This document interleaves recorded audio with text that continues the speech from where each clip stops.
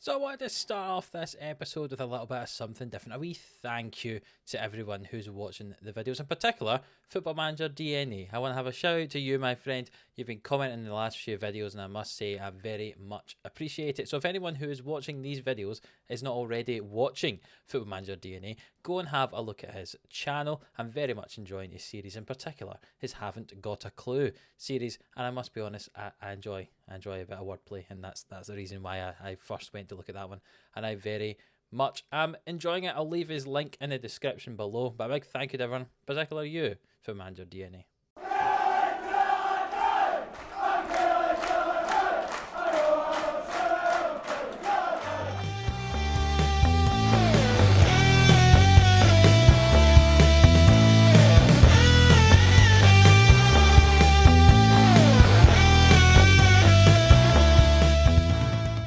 So yes, hello, welcome and welcome back here to the Killie Boys on Football Manager 21 here on the 11am Sports YouTube channel. As you can see from the screen just above me here, like I'm trying to find out exactly where my fingers will be pointing, we've got Fields of Green. Since the last time you saw us, we had a transfer special. We beat Aberdeen 2-0, and since then we've had one draw in the Scottish Cup 5th round, and we've had wins the rest of the time. We are on some form. We have not been beaten since we lost to Rangers on the 3rd of December last year, and we are on a roll. So I'll quickly talk you through those fixtures we've had since then. Luis Fernando Bonilla scored 2 goals late on against Dunfermline to win 2-1. Spoilers, he's quite good. I mean, really quite good. We then played against Hibs in the Scottish Cup, where Dylan Tate scored a goal, Declan Glass scored one for Hibs, and that took us to a replay. And as you can see, we had a very weird anomaly where we ended up playing Hibs 3 times in a week and a half, similar to the way we had to play Queen's Park 3 times in a week and a half. Very strange indeed. We then played St Mirren, the win between all these games against Hibs, where we won 1-0, a goal from Dylan Tate. We then played against Hibs, where we got goals from Finn Malcolm, Larice, and the winner in the end was from Bonilla. They scored a late consolation goal. So that was 3-2 in the league. And then we played Hibs again in the replay of the Scottish Cup, where we beat them 3-0.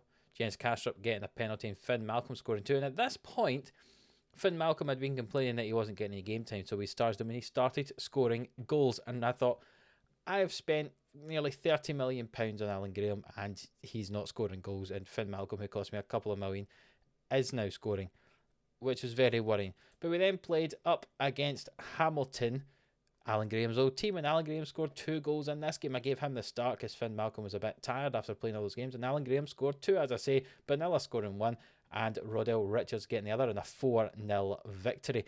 We then played against Rangers in the Scottish Cup quarter-final. If you remember, 2 of our league defeats this season were against Rangers. We had not performed well against them. Well, today we performed very well. We went down 1-0 to begin with, but then that second half performance, Alan Graham scoring again, hitting some form now, Jens Kastrup and Dylan Tate, and that resulted in a lovely 3-1 victory. Player of the month in the SPFL, the Premiership, the Scottish Premiership Player of the Month, was Bonilla. Not bad for his first month, basically, in Scottish football. Not bad at all. We then moved into March, where we played Dundee United, won 1-0, a goal for Velasquez, getting that win for us. We actually played very well, to be honest, but only got the 1 goal. Then we played against Motherwell, where Alan Graham scored another one. Luis Fernando Bonilla, I tell you, these 2 boys are doing very well, and Jamie Hamilton got a goal right at the end of the game as well to win 3-1. So that leaves the Scottish Premiership table looking like this. You might say we've dropped off top spot, but we have not. We have a game in hand on both Celtic and Rangers, and we are on equal points with them at the moment, even though we have that game in hand, which means 3-horse title race. See, Hibs there are 10 points behind and have played 3 games more than us. So it's a 3-horse race. Could it be the first time in a long time it's not been a Celtic or Rangers winner? We will need to wait and see. You can see Charles Bawley's still a 7.4 average rating for him, and a lot of the time he's actually not been playing the last couple of weeks, which is worrying since he's had been one of our best players. Dylan Tate with 10 assists, doing well for us there. But today's 2 games, as we mentioned before, if we hadn't, then I apologise, were against Queen's Park and then against Celtic in the league. And you'll notice a little quirk of the league is that we're playing Celtic again after I show you the game against Celtic. That's because this game we're playing against Celtic today was one that had been rearranged from a very long time ago. You'll notice the last time that we played against Celtic in the league was October. This one was meant to be around January time, and it kept getting moved because of Scottish Cup replays, and then got moved because Celtic played in Europe and things like that. So we end up playing Celtic back to back, and we actually have a pretty tricky end to the regular season before the split. We've got Celtic, Rangers, then Hearts. And then we play Celtic in the Scottish Cup semi-final. So we beat Rangers in the quarters and we have to play Celtic in the semis. And in the next episode, you'll get to see that Scottish Cup semi-final. But for today, Queen's Park and then Celtic. And our injury problem is not too bad at the moment. We've got Lloris, who's injured. He's out for, I think, the next 3 weeks. Egan Riley's just about to come back from injury, another week or so. And Trott is just about to come back as well, which means we've got a fairly full-strength team. But I was trying to work out, did I want a full-strength team for this game, since we play Celtic in 3 days' time? I've decided to go basically full-strength with perhaps a few changes. So the team is as this: Much in goal with Hamilton and Spence in front. We'll give Hardley a rest. Logan on the right hand side, he's not played for a long time. He's been injured for quite a while, but he's going to get the game at right back today. And Kokovas at left back, solid as always. Velasquez and Kastrup, that's become my midfield pairing, and it's going to stay with that today. And Mooney is going to get a game at attacking mid. Dylan Tate getting a rest today. But Neela getting the game on the right hand side. He has been outstanding. You can see an average of 7.44 in the last 5 games. If I go on to Benila here, you can see down the bottom, he's had 8 games in total, including 2 off the bench in the league. 7 goals, 2 assists, 4 player of the matches. So in 6 starts, he's had 4 man of the matches, which is not bad at all. And you can see in Scottish Cup, he's got a goal and an assist as well. Doing not bad, since he only arrived here a couple of months ago. He is now valued at 3.9 million. He does have a minimum fee release for foreign clubs of 15 million. I imagine that will be met. I've tried to offer him a new contract. He's decided he doesn't want to be here, and I don't quite understand why that is. He says that the team's not strong enough, but it was strong enough for him to have signed 2 months ago, which is interesting, to say the least, for me. But we'll see if we can keep him around longer than 6 months, but to be honest, I'm not sure we will be able to. Richards are going to play on the left-hand side, giving Bolly a rest, and Graham is going to play up front after his goals. He's nearly on double digits. Look at that, 9 goals there for him. Let's hope he can get to double digits today. Told the boys to pick up where they left off the last time, and we'll see how we do against Queen's Park here, who are playing 5 in the middle of the park, so hopefully we can dominate most of the ball here. I've changed to attacking because we'd only had 1 shot in the first half an hour of this game. We've now had 2, but all in all, very boring first half. No highlights and basically nothing happening. Here's the first highlight of the half. Banila swings it in and Spence heads it over the bar. That's a very boring first half indeed. I'm going to tell the boys they really need to pull their finger out. I think I'm far from pleased with that, and I will tell them that I demand more. We're going to be playing attacking and see what we can do.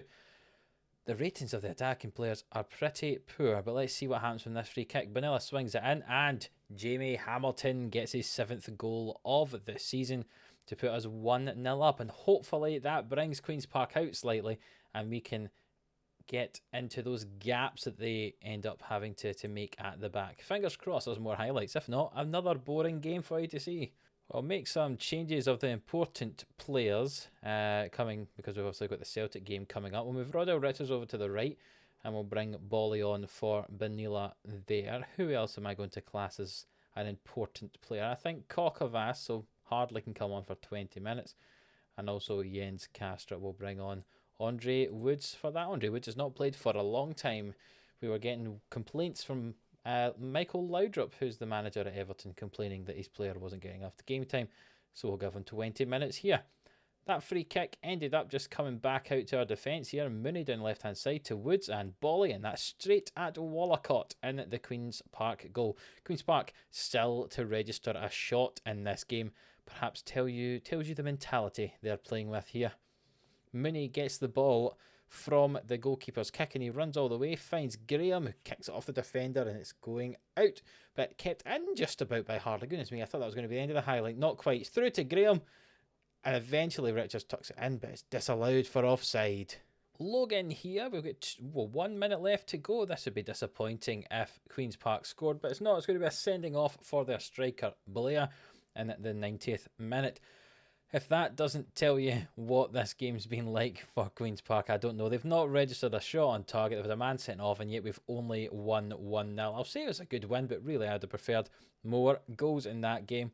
Let's move on to the Celtic game, where hopefully we can play like we did against Rangers in the Scottish Cup and dominated them, and not like we just played against Queen's Park there. Otherwise, we may not win the game. That win does mean that we've technically qualified for the Euro Cup 2, or the Conference League, or whatever they're actually calling it in real life. But really, it's top 3 we're going to get. So Europa League at worst, but we definitely want Champions League. Possibly even win the league. I know it sounds strange. There's only, just 7 games to go in the season, and I'm not considering winning the title. And that's because I know I've got to play Celtic twice in the league before the split, Rangers once before the split, and then I've got Celtic and Rangers again after the split. So of those, 7 games I have? No, not 7. 8, 9. 9. We play 38 games a season. Goodness me, I can't do maths. Of those 9 games, 5 of them will be against the Old Firm. So that's why I'm not too confident on us actually keeping this up. But also, the Old Firm are who we're up against, really, for this title race.